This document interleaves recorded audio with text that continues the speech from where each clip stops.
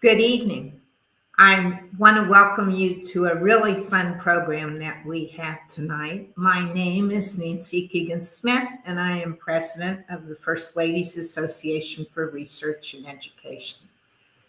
Flair and the National First Ladies Library and Museum are collaborating to do a program in honor of the National First Ladies Day, which is April 26th on Saturday. Since this is a special program, we decided that the two places that really focus solely on First Ladies, the National First Ladies Library and Museum and Flair, would do a joint program. And also, we are very pleased that the National First Ladies Library and Museum is an institutional member of Flair. I am very pleased to welcome as our moderator, Patty Dowd Schmitz, CEO and president of the National First Ladies Library. Patty comes from a background of executive leadership, marketing, and scholarship. She has a passion, as we do, as the National First Ladies Library and Museum also does, telling the important and impactful stories of U.S. First Ladies. Tonight's program, Unsung and Unstoppable, the First Ladies and Facts You Never Knew, is going to be really fun. Patty will be the moderator, and the panel is composed of Diana Carlin, Anita, McBride, and myself, three of your Flair founders. I want to go to our program very quickly, but before I do, I would like to thank all of Flair's institutional and regular and life members, and it's collaborations like this that make Flair's mission, which is the important and lasting legacies of U.S. First Ladies, promoting and educating and researching them possible. It is now my pleasure to turn the program over to our moderator, Patty Dowd Schmitz, for an interesting and exciting evening. Patty? Thank you so much, Nancy, and thank you all for having me. I couldn't be more excited to be here tonight with all of you. Three ladies who know so much about our First Ladies, and I just can't wait to hear all the things that they have to say. And we're going to learn a lot of really exciting untold stories and facts, again, that you never knew. So we've got Nancy, we've got Diana, and we have Anita. And we're all going to be on the show here so that you can see all of us. And we're gonna do some chatting about some of the untold stories. And we're going to start with a category that I think will be really fun and interesting as everybody comes up here. I think sometimes we think about our First Ladies as being in lockstep with their husbands, but those of us who study the First Ladies realize that many of these women actually held different views from their husbands in many regards. And so I think we're going to kick it off here with Anita, and Anita is going to tell us a little bit about Jackie Kennedy and her love for historic preservation and the White House renovation. But little did I even know that possibly wasn't in Jack Kennedy's interest. So let's see what Anita has to say about that. Thank you, Patty, and hi to Nancy and Diana. I'm looking forward to doing this program tonight. And I think, some of our members certainly and some of our viewers may know some of this, but it is always interesting to talk about it and elevate stories that are little known. Jackie Kennedy, of course, we know was a very accomplished woman of art, literature, history. And in fact, at one point a number of years ago, I was at an event where Caroline Kennedy was there. And I asked her, what would your mother want to be remembered for? And she said, my mother, of course, is known as an icon of style and culture, but she would want to be known for her expansive knowledge of history. And she brought that love of history, of course, to the White House. Remembered her visit there as an 11-year-old girl with her mother and being very disappointed in the condition that she saw the White House. It had, of course, just been renovated All of the things behind the walls had been renovated during the Truman renovation, which was extensive, but there was little money left to acquire the collectibles of art that she felt should be befitting of the White House. And so she really pushed for there to be congressional legislation to designate the White House as a museum. President Kennedy, of course, fretted about this issue that Mrs. Kennedy wanted to be involved in. He just thought politically it would be a challenge for him and a public relations problem. But she persevered. She took her story to the public, as we know, with her walk and talk through the White House in 1962 on Valentine's Day through a CBS broadcast. Over 40 million people. Maybe I might have that number wrong. It's probably even more than that. But it was the first time really Americans could see inside their White House and really have this connection with it and listen to the way that she described every single thing in the house. And of course, the president and then his advisors later, with the response to that, really began to understand and see what an asset that she was. So the significance of that White House tour and her restoration efforts and its connection to the American public definitely helped President Kennedy. And I think his worries were unfounded. Yeah, so he was worried about the perception of spending taxpayer That it dollars was on too, them. right, and that it was too elitist. And this is the beauty of what she did.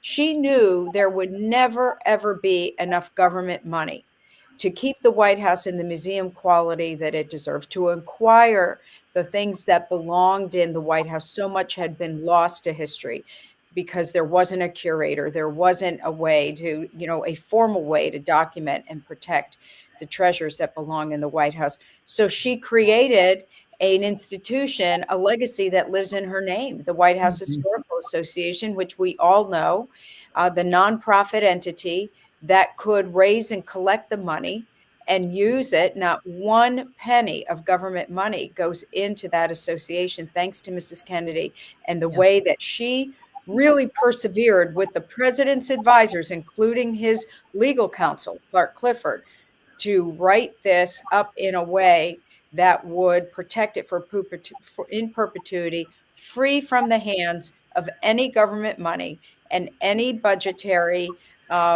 restrictions, any legislation, any OMB directive. So it was brilliant. She was way ahead of her time.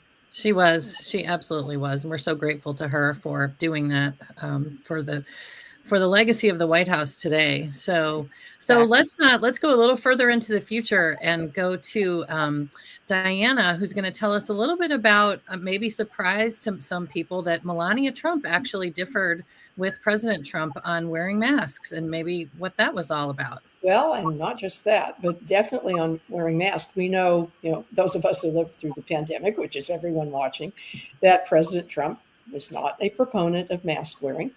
However, First Lady Melania Trump was making PSAs, and you can find those online, standing out in front of the White House, telling people to wear masks. And, that we have had very few First Ladies who have publicly, promoted something that their husbands were not promoting. And when she came out with her autobiography this summer, she made it very clear that she disagreed with him on choice.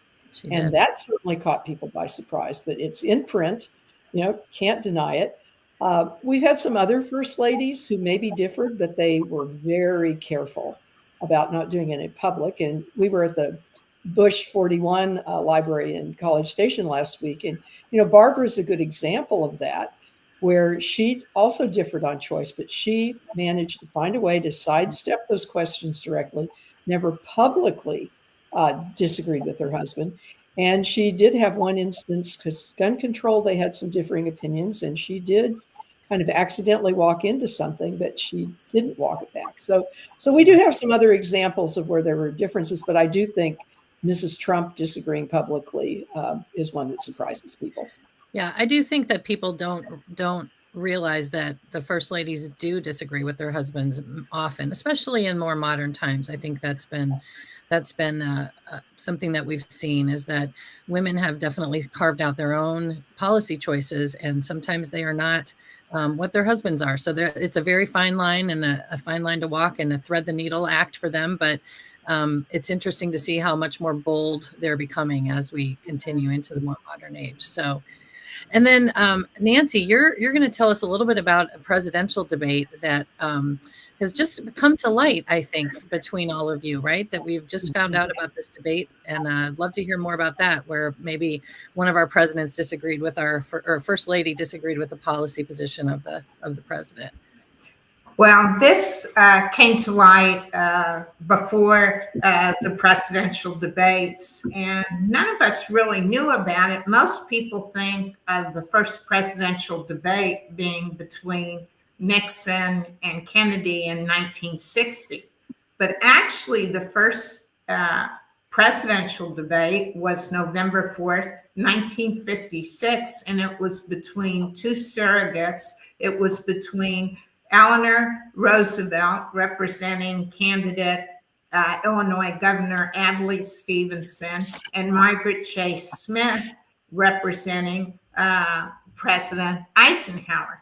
And the debate was a huge deal. There's photographs of it. You can actually witness the debate, which is very interesting. And it's hard for people today to think about the fact that this was the first time it was broadcast on CBS. It was on Face the Nation. It was the first time CBS Face the Nation had ever had a woman, let alone two women. Margaret Chase Smith from Maine, representing Eisenhower, was very strategic. She thought Eleanor would be a much better debater, so she carefully chose the clothes she wore because she didn't think Eleanor would choose her clothes carefully. And she thought that Eleanor was very long-winded, had a tendency to be long-winded. So she thought the public would find short, clipped answers more interesting. She also demanded that they do a 2-minute summary. So she added that. And it was actually a debate on foreign policy, on the Middle East. And at the end, in her summation, Margaret Chase Smith made Eleanor so mad that Eleanor would not shake Margaret Chase Smith's hand, because Margaret Chase Smith ended by saying she was confused as to why the Democrats wouldn't support Eisenhower when they were so supportive of him for being head of the European Command and as general. So that really made Eleanor mad. And Diana is a debate specialist, and I thought, Patty, I would have her add a little bit. Yeah, I have studied presidential debates. I've lectured on the history of debates. I've written books, and I have some others. This debate is not in there. There are others that people aren't aware of, like one between Harold Stassen and Thomas Dewey in a primary. There were some other primary, but this came as a shock to me when it popped up as Nancy said, during the fall. So definitely a little known fact about a first lady, and also a little known fact about presidential debate history. That's great. So let's talk a little bit about first ladies who supported some controversial issues. And these go back, all the way back to some of the earliest times in our country. And I do think, again, first ladies have shown that they're not afraid to be bold sometimes and stand up for what they believe in and what they believe is right for the country and be vocal about that. So I think we'll start with Nancy and talk a little bit about Abigail Adams and the Alien and Sedition Acts. Well, Abigail, first of all, was never afraid about being bold. She was afraid when she was becoming first lady. She wrote to John and said she feared whether she could hold her tongue or not. But Abigail, with John, and even in the Continental Congress before he became president, she is the one who wrote, "Remember the Ladies." asking that the Declaration and the Constitution have, remember, the Constitution have ladies in it. And of course, he poo-pooed it, as did all men at that time. What happened was there was very strong sentiment and factionalism that was occurring during the Adams presidency, and supporters of the French and the Democratic Republicans led by Jefferson were called the Jacobeans, and could be very, very pointed about their criticism and about welcoming immigrants into the country. And Abigail and John favored the British system, and where John Adams was the only Federalist president. And in 1798, he supports, at Abigail's strong urging, a series of 4 acts called the Alien and Sedition Acts, which made it very easy to arrest anyone who criticized the government, to deport aliens. And when we were writing our book, remember, the First Ladies, we did not think that this would be that relevant as it is today. 3 of the 4 acts no longer exist, but as we know, one does. And she was very close to John and got him to support the Alien and Sedition Acts, which he did. Jefferson, his vice president, was so upset that he went home to Monticello, just left. And many people felt that John Adams did not get reelected because of his support of the Alien and Sedition Acts, which at the time were extremely unpopular. Wow. That's a great story. And it is so interesting how it's become relevant again today. Everything comes around. So very, very interesting. So let's turn now. We'll go to Diana, and we're going to talk about a lesser known First Lady, Jane Pierce. Not many people can name Jane Pierce if you ask them to give a lineup of First Ladies. And so it's always interesting to hear about those First Ladies that we don't know as much about. And she was heavily involved in Kansas when the debate between Kansas being a free and a slave state. So that was very controversial, obviously, at that time.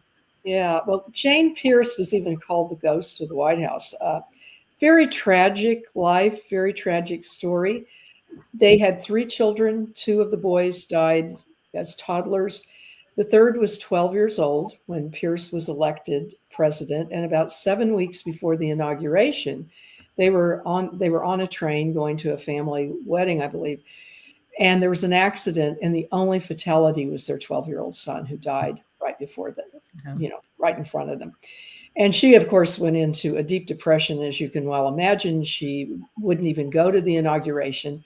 For 2 years, she pretty well stayed in her room at the White House, wore black. She held seances. She wrote letters to the son, apologizing for her husband's ambition that had created problems in their lives. And then starting year 3, there used to always be an open house at the White House on New Year's Day, and anybody could come. And she came down for it. And then which surprised everybody. And then a couple weeks later, she ordered a carriage to take her to the Capitol to listen to the debates on the Kansas-Nebraska Act. Now, this is of interest to me because I live a few miles from Lecompton, Kansas, which was a huge part of the Lincoln-Douglas debates. If you want to talk about voter fraud, that was voter fraud. The Missourians came over and stuffed the ballot box. It was declared, an illegal election. And so a group of free staters who came from Massachusetts, Kansas was originally settled by people from Massachusetts, from a group called the New England Emigrant Aid Society, headed by Amos Lawrence, who gave them the money. And Sarah Robinson was the wife of Charles Robinson, who was one of the lead free staters. And so after the Lecompton Constitution failed, they held their own constitutional convention in Topeka, and they wrote a new constitution, a free state. They elected him the territorial governor. Well, that wasn't really possible because at that time, the territorial governors were appointed by the president. So Franklin Pierce declared them seditionists, put them in prison, in this horrible prison in Lecompton, Kansas. called them seditionists, and probably Nancy under that act, the Sedition Acts. And Sarah Robinson wrote to Jane Pierce and asked her to intervene. Now, Jane was an abolitionist, and Franklin was trying to just keep the peace and avoid war. And she had told him, after she listened to the debates, that if he signed the Kansas-Nebraska Act, there would be warfare over whether they'd be free. And they were right, because we were in the middle of it, leading Kansas for several years. So she went to her husband after Jane Robinson wrote to her, and she convinced him to let Charles Robinson and the other Free Staters out of prison. Otherwise, this Free State movement, who knows what would have happened. I went back and found my 7th grade Kansas history book from more years ago than I want to admit. It talks about Pierce being released, but it does not talk about Jane being the one. Wow. And this was something that I found out when we were doing Remember the First Ladies, which was a revision of our textbook that had come out a few months earlier. So and when I tell this, in fact, I just did it for a group last night. People are stunned. Nobody has heard this. Absolutely. And it's just such a remarkable, testament to the fact that the first ladies, especially in that time frame, just sort of took that behind the scenes back seat and telling the story of, like we like to say at First Ladies Library and Museum, telling the story of American history through the eyes of the women is really a fascinating approach to looking at how American history evolved in just a little bit of a different way. So that's a great example. So I'm going to take the next 2 ladies who are both from Ohio. So our museum is in Canton, Ohio, which is obviously the home of First Lady Ida McKinley. And then we also have another Ohio First Lady named Lucretia Garfield. And they both, again, back in their day, which would have been the late 1800s, the Victorian period, they were both heavily invested in what at that time was somewhat controversial topics, women's rights, essentially. So Ida McKinley was little known, but she was a big supporter of women's suffrage. And she actually had a meeting with Susan B. Anthony in the White House. And then, as we found in some of our research when we were just doing an exhibit on our 3rd floor of her childhood home here in Canton, she had pretty substantial influence on talking to William McKinley about pushing the women's vote ahead. Now, of course, that didn't happen for another 20 years or so, but she was not known for her stance on women's suffrage, and yet she really was behind the scenes really pushing for that with him. So we have her to thank for that and her support of Susan B. Anthony. And then Lucretia Garfield, again, another less known First Lady. She was only in the First Lady role for about 6 months, actually. President James Garfield assassinated in March of 1881, just shortly after he was inaugurated. And he was inaugurated in March, and then he was actually assassinated in July. And then from July to September, he actually was very ill from his wounds from the assassination. He was shot. And what ended up happening was back in those days, again, 1880s, there really wasn't as much attention paid to using sterile surgical tools. And also, as the legend or the myth story goes, as they were doctoring him, someone had the audacity to put their finger into the bullet hole and tried to dig the bullet out. And then that later caused an infection from which he suffered for the next 3 months until September. And they tried to nurse him back to health, but he ended up passing away in September. And the story with Lucretia is that President Garfield had a team of doctors that were surrounding him during that time and taking care of him. And within that little cadre of doctors was a woman whose name was Susan Edson. And she was only the 7th female doctor in the country at that time. And she was a family friend of the Garfields, and Lucretia was insistent that she be a part of the medical team when they were nursing him. So after he passed away, it came time to actually pay these doctors for all the time that they had spent round the clock nursing the president through his final days. And the newspapers published a list of who all of the doctors were. There were a number of them. And then there was one woman. There were all men and one woman, Susan Edson. And beside their names, it listed how much they were going to be paid. And all of the men were going to be paid $10,000 for their service. Wow. But Dr. Susan Edson was only going to be paid $5,000. So Lucretia Garfield could not abide that, even in 1880. So she wrote a very pointed letter to Congress and said, I will not tolerate this discrimination in this way. You must pay her equally. And so she got her way. And then eventually they published another list where she was actually paid the same amount as the men. We have that letter in our collection at the National First Ladies Library and Museum. So even in 1880, Lucretia Garfield was pushing for equal pay for women, which was, something that really wasn't a thing back in 1880. So it's very exciting that we had those women that really understood that and pushed those things forward back in that time. So, yeah. That's fascinating. Yeah, it is. It's one of our favorite stories at First Ladies because we have this letter, and you can just see how frustrated she was that this was an affront to all women everywhere, even in 1880. So let's move into the 20th century and talking about controversial issues. So I don't know this story, and we're going to have Diana tell us a little bit about Lucille Ball and the Easter egg roll. And what went on there? Not together. Two Mamie stories. Mamie, this is Mamie Eisenhower. I guess I get all the Kansas connections. Yeah. Fine with me. And if anybody's driving through Kansas on I-70, please stop in Abilene. They have updated the Eisenhower Library, and Mamie is a key part of that story now, which is pretty exciting. But Mamie, I don't think has gotten her due. And that was one of the things when we wrote the book, we really wanted to set the record straight a lot on Mamie because she did a lot more than people realized. But there were two things that really stand out about Mamie in terms of controversy. The first year that they were in the White House would have been 1953. And they had the Easter egg roll, which we just had yesterday. And she looked out and noticed only white faces. And she asked what was going on. And they told her that this was only limited to white children. And she said, well, that's going to end. And so in 1954, a few months before the Brown v. Board decision in May of 54, Mamie integrated the White House Easter egg roll and made it very clear. I mean, she made that clear to everyone that this just would not stand. The other thing she did, this is, he is president during the House Un-American Activities hearings, the McCarthy hearings, and Lucille Ball was on one of the lists and was called in to testify in her defense. Now, the Eisenhowers, one of the things about Mamie that goes all the way back to Martha Washington is that so many of these women felt that one of their major responsibilities in supporting their spouses was to keep them healthy. And so she wanted downtime for Eisenhower where he wasn't thinking about anything. So I Love Lucy was one of her favorite shows. Mm-hmm. They watched it.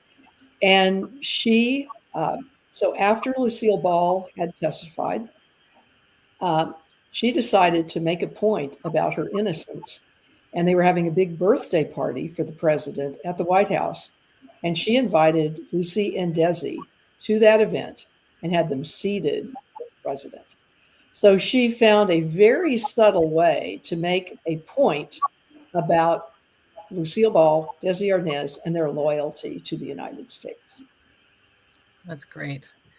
That's great. That was such a controversial time back then, and I'm sure her standing up in that way, and especially for someone as beloved as Lucille Ball, you had to know that would have made a big difference. So it could have ended her career. Right. Oh. Yeah, absolutely. What would we do without the reruns? Right. So the last woman first lady in our category of first ladies who supported controversial issues is Barbara Bush. And we're going to go to Anita to talk about her. Mm-hmm. Well, Patty, you started this segment saying about first ladies doing bold things or making bold, actions. Well, certainly Barbara Bush understood that first ladies could wield significant power and influence, even with a single image. And one stark example of this that I think, it really, even though people know this, it really bears repeating often.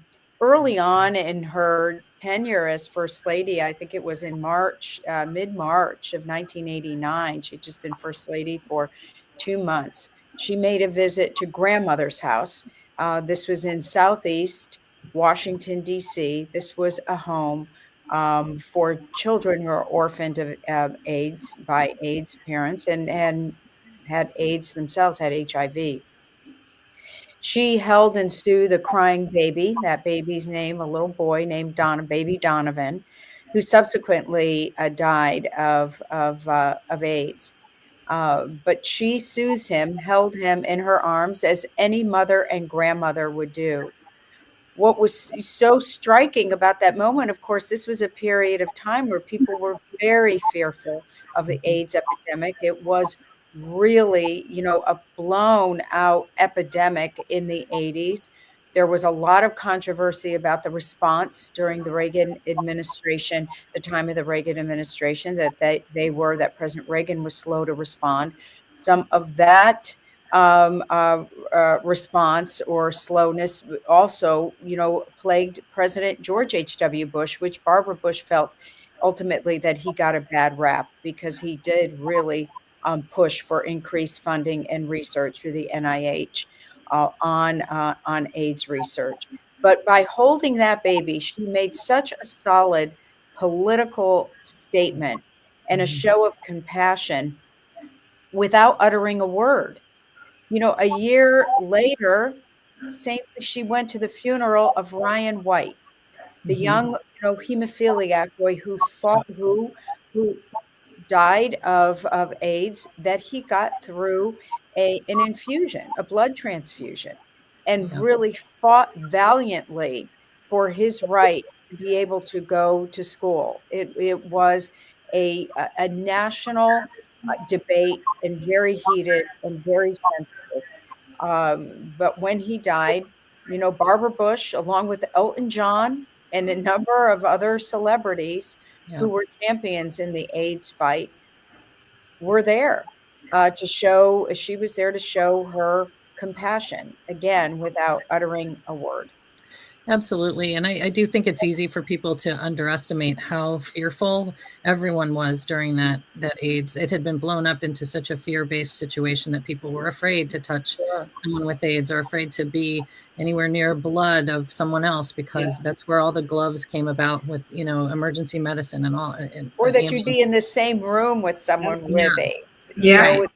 And I think, one thing to remember too, because clearly, I mean, the media and the press are never really friends of any president. They're there more to be critics. But a Washington Post columnist at the time just said that you cannot imagine or quoted someone from Grandmother's House, an AIDS activist, that said, you can't imagine what one hug from the First Lady can do, for our cause.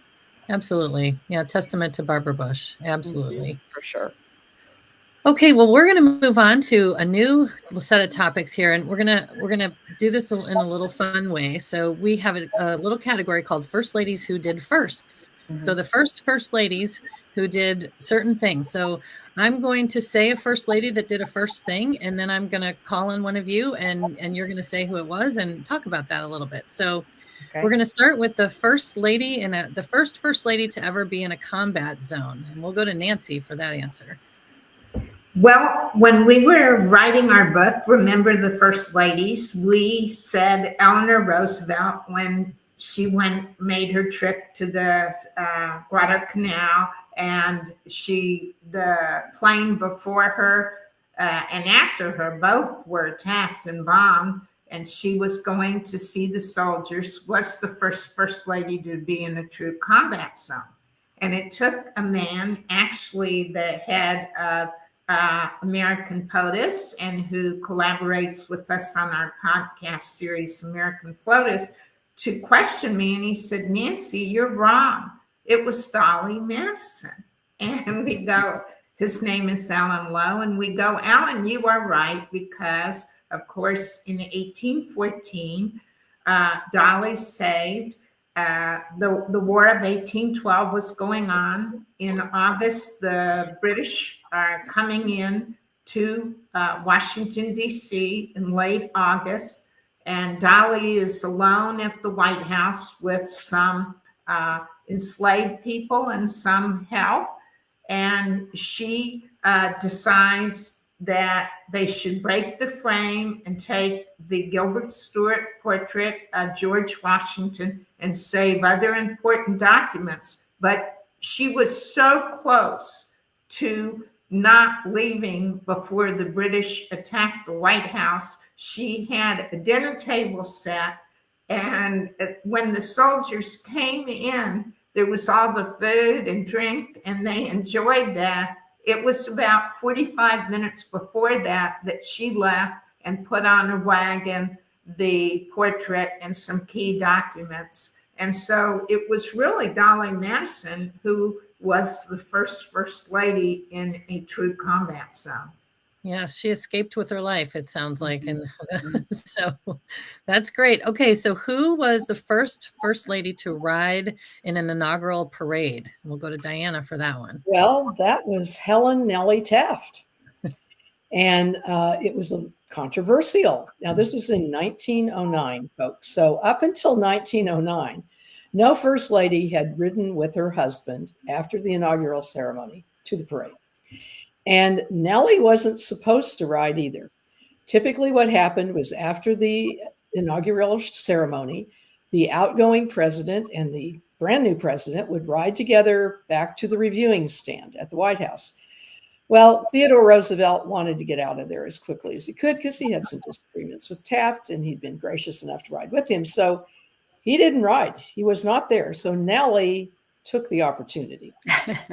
Nellie really wanted her husband to be president. He wanted to be on the Supreme Court, which he eventually got to be, but she wanted him to be president. And so he kind of did what Nellie wanted.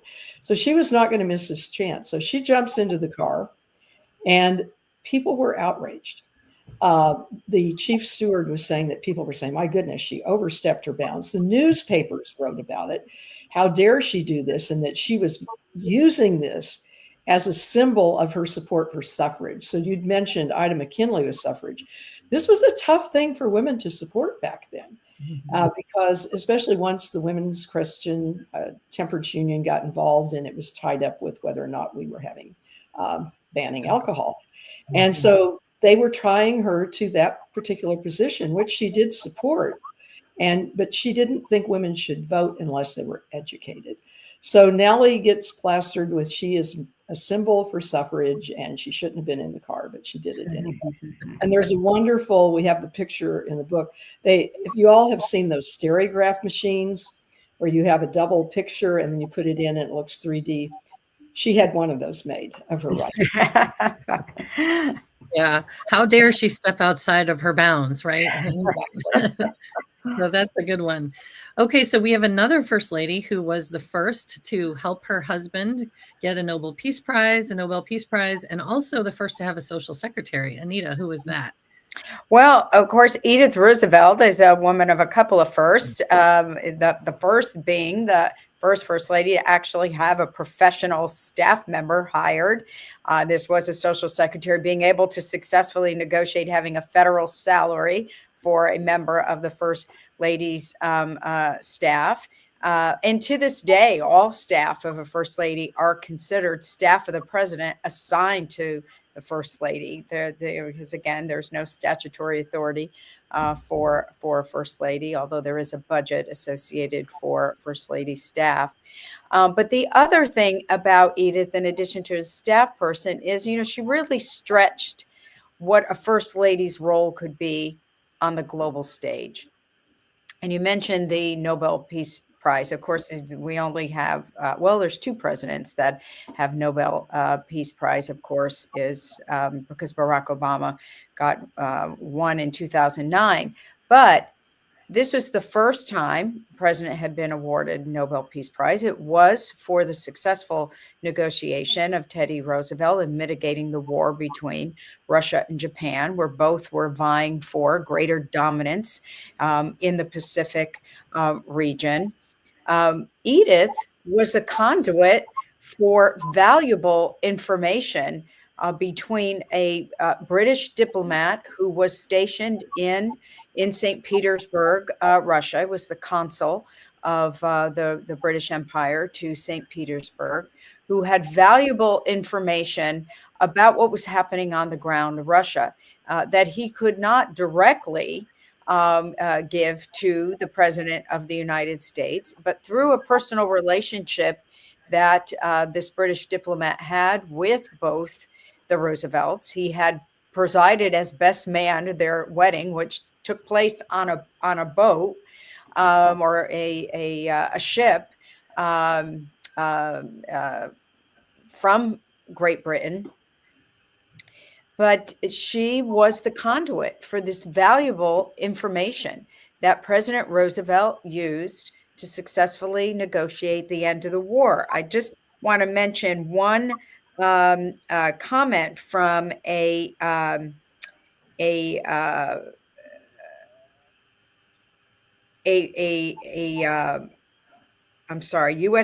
U.S. ambassador to England later, had said how Edith was quite the politician, and she knew exactly what she was doing and was the perfection of invisible government, which is a great quote that we have in our book. Talk about working behind the scenes. Yeah. And so when you see that Nobel Peace Prize that's in the Roosevelt room at the White House in the West Wing, how many times I walked by that in the 3 administrations that I worked there and had no idea until researching this book that Edith had a lot to do with that being there.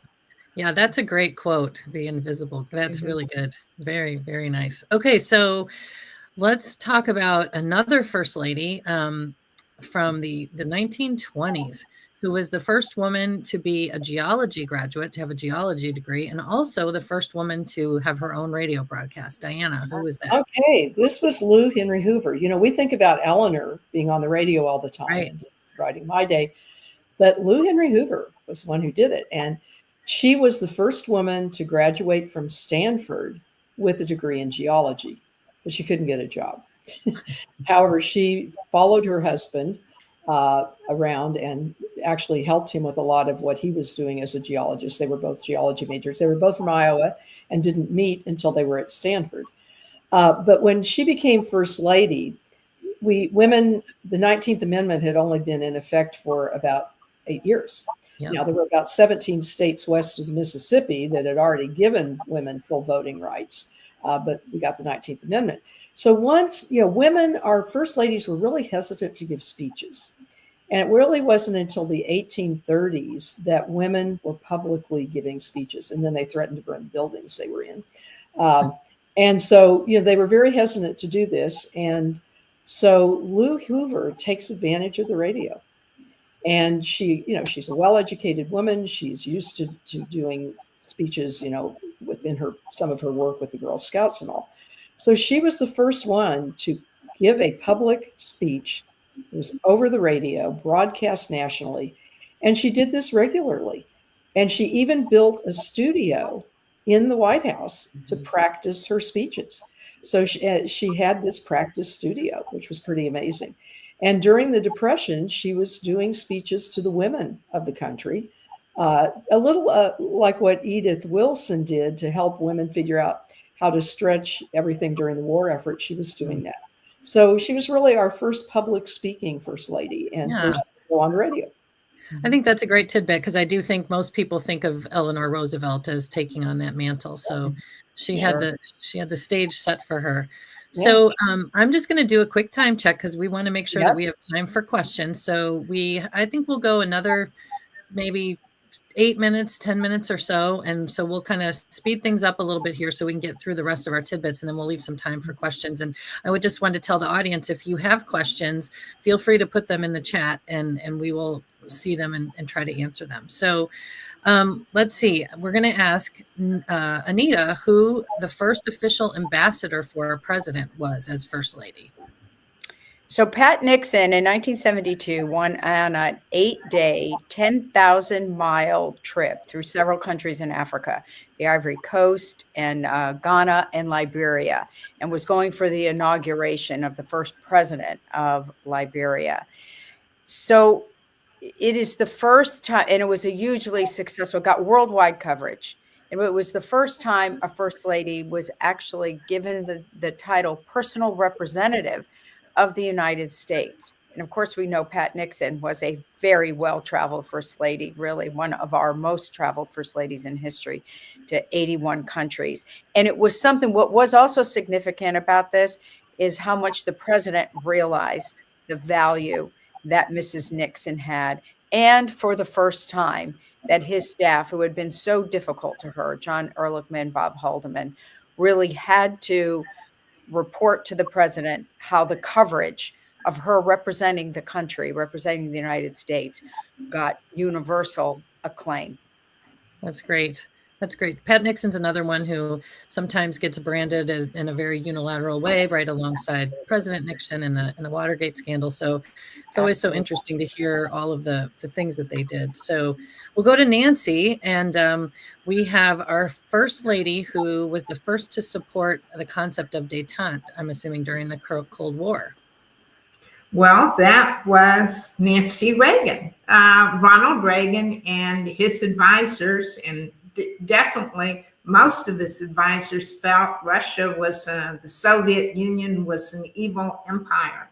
And Nancy Reagan was very pragmatic about this issue. And she felt strongly that the two superpowers needed to get together, negotiate, and that this was important for world peace. And she felt so strongly that she wrote Raisa Gorbachev a letter and encouraged that Gorbachev, the head of the Soviet Union, and Ronald Reagan had several summits and negotiated on nuclear arms. And she was very effective at pushing that viewpoint forward. And I don't think many people realize her strong guidance and give her credit on that issue. Once again, a first lady having not just domestic, but major global impact. Yeah. All right. So then our last first for the first ladies is the first first lady to do a presidential radio address on the Taliban, and then also do a talk from the press podium on the situation in Burma. And Nancy, I think you're going to answer that one. I am. It is Laura Bush. Laura Bush, and she did the first presidential radio address, and it was very poignant. People think of Laura Bush as being very laid back, very careful. She was very poignant about how terrible the Taliban was, how terrible Al-Qaeda was in their treatment of Afghanistan women, and that the world really had to know that and prevent that from happening.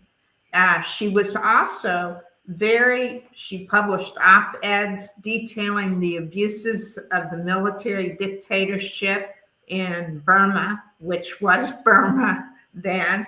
And in 2008, when a devastating cyclone hit, she called a press conference and was the first lady using the White House press podium, asking Burma's ruling dictatorship to drop its restrictions and allow humanitarian and relief workers into the country. So she was very effective on both issues, and very pointed too. Mm-hmm. Yeah.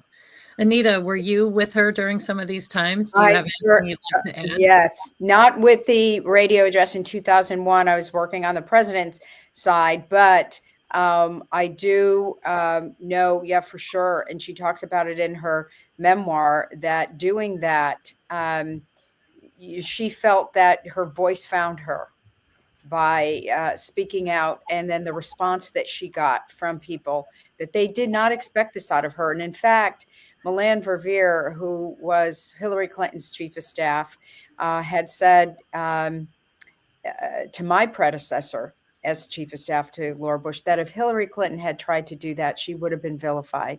Mm-hmm. But people did not expect that out of Laura Bush. And again, sort of this quiet, restrained voice who did not need to be the loudest voice in the room, but used her voice in a very big way. And then, of course, with the Burma one, I was with her and traveled to the Burma Thai border, seeing the refugees of Burma. And when Mrs. Bush did that radio address, or did that presidential press conference from the press podium, the press office and the president's side didn't instinctively think she should do that from there, that she could do it in the Rose Garden where she had to, or the East Garden, First Lady's Garden, where she had done other press announcements. But she knew, and we all knew, it would not have the same impact if she did it there. Sometimes the softest voices have the loudest impact. Absolutely. When they speak. So that's a great story. All right, just a couple more here. These are just some little miscellaneous tidbits about some of our first ladies. We'll do a few of these and then we'll go to some questions. So Diana's going to tell us a little bit more about how Mary Lincoln was really instrumental in Abraham Lincoln actually becoming president. Well, there were a lot of ways she was, and one was just her family background, being very involved in politics, very good friends of Henry Clay, very active in the Whig Party.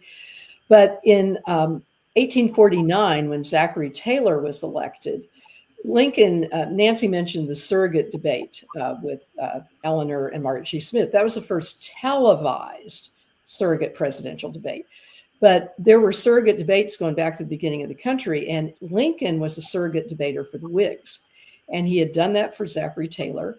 And when Taylor won, he offered him the territorial governorship of Oregon Territory, which included, what's now Oregon, Washington, Idaho, Montana. It was a big territory. And he was giving it some consideration because he'd had the one term in the House, didn't run again. And then, and Mary was one of the ones who said, no, we're not doing this. If you go this far away, you will be lost to the political scene. And so in many ways, Mary may have made it possible for Abraham Lincoln to stay in the limelight and become president. That's great. That's great. And then we have Jackie Kennedy met with Lady Bird Johnson about the White House restoration. Nancy, tell us more about that. Well, this is a very little known story that I was privileged to work with Lady Bird when I was an archivist at the LBJ Library, and she mentioned it to me, but she went to tea 3 days after the assassination, November 26th, 4 days after the assassination. Jackie Kennedy invited her. She was not living at the White House at this point. Lady Bird was not. Jackie was at the White House, and Mrs. Johnson thought it was to talk about household items and how the household ran. But instead, Jackie Kennedy had the presence of mind, and Lady Bird just recalled this with amazing detail. She said, Jackie looked beautiful, perfect. And she said, Lady Bird, I want you and Lyndon to keep the White House restoration going, to make it permanent, make it part of your agenda.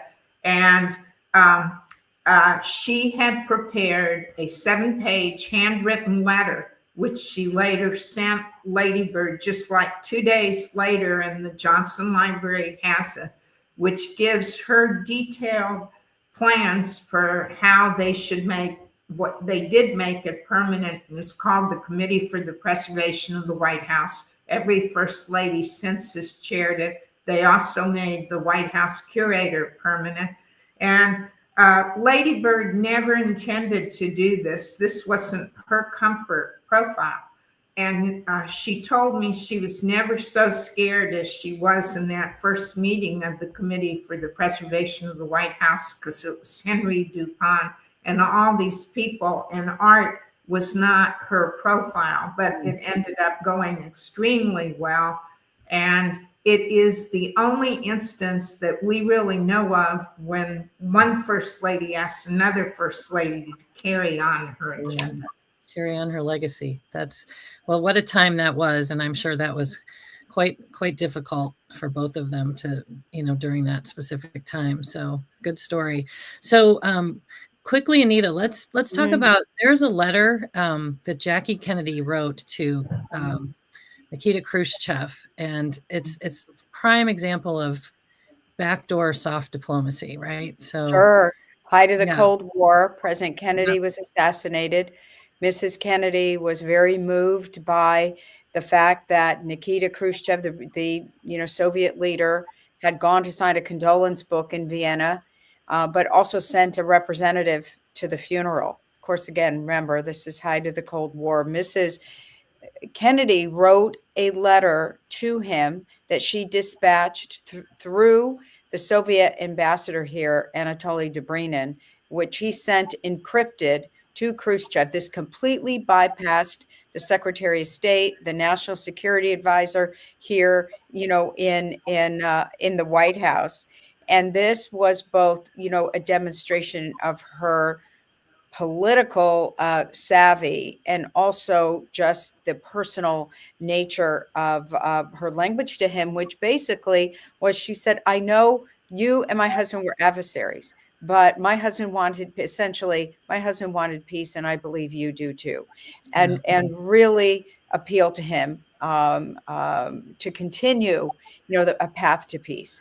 What is interesting about this letter, I just want to add, is when the Soviet Union was no longer the Soviet Union and was now with the Russian Federation, and Boris Yeltsin came to the White House for a state visit under President Clinton's time, President Yeltsin brought that letter back to the United States to give to President Clinton as a gift. No one really knew that had happened. It had happened. Yeah. That's a great story too. Just all the things that go on behind the scenes that you're not aware of until much later and when history is researched. So the most important thing though, she knew she could not trust the bureaucracy to get something like that through. And she completely bypassed it, which was brilliant. She knew how to go the right way to do what she needed to do. Right. So, so we have one more where Nancy's going to talk to us a little bit about Ellen Wilson and some of the work she did in the DC slums. But I'm going to pose a question from our audience to the four of you that you can be thinking about while Nancy does her final on Ellen. So the question for each of you is, what is the most surprising thing you learned about any of the first ladies in your research? So you, Anita and Diana, you can think about that. And Nancy, tell us a little bit about Ellen Wilson, and then we'll do the round robin. Well, very quickly, because Ellen Wilson is not well known. She only lived 17 months as First Lady, and she died. But while her husband, Wilson, was conservative on race, Ellen, in her 17 months as First Lady, championed cleaning up the slums alleys in Washington, D.C., which she saw when she went on a tour of the Capitol and took people on tours of, and providing better housing for African Americans. And she championed what became known as Mrs. Wilson's Bill, which is the first piece of legislation named for a First Lady. It was passed by Congress, addressing the alley issue and giving some money to move the African Americans to better housing 6 months after she died. But it is very interesting that Woodrow Wilson, who is not known to be progressive at all on the issue of race, that his wife went her own way and was actually very progressive on the issue. Yeah, and just another example of a policy difference between, the husband and the First Lady, the president and the First Lady. So Diana, let's go to you. And what was one of the most surprising things you learned in all your research? Well, several of the things we talked about tonight. The Edith Roosevelt had no idea that role. Jane Pierce, of course. So I think those were two pretty major things that influenced history. Mm-hmm. And then Anita, how about you? Surprising things. Well, one of the things I loved learning about Martha Washington, our First Lady, that she maintained some level of control over her own finances that she had inherited from her husband that, had died, and used a portion of her money to help fund our troops in the Revolutionary War. I suppose I should have known that, but I think this is, an example of how their stories are not told. Absolutely. Nancy, how about you? Well, I would say one of the biggest things Diana mentioned it before. It's just that if you look at the polls, Mary Lincoln is always rated at the bottom of first ladies, and Abraham Lincoln is always rated as the best president. And as we dug into it more, and the history that Diana told you, Abraham Lincoln would probably never have been president if it was not for Mary Lincoln. And I really believe that story needs to come out more. Absolutely. Well, those are such great stories, and we're just so lucky to have all of you to be able to tell them and all the research that you've done. We did get a question just about where we might be able to find the online CBS broadcast of the 1956 debate. And I think, Diana, you mentioned you might have a link on that. Actually, Nancy, I think, found it Nancy. today.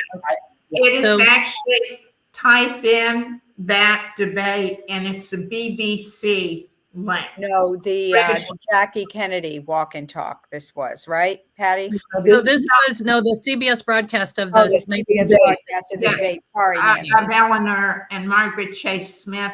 It is a BBC link, and if you type in that debate, it's one of the things that comes up on an online search. Great. Amazing.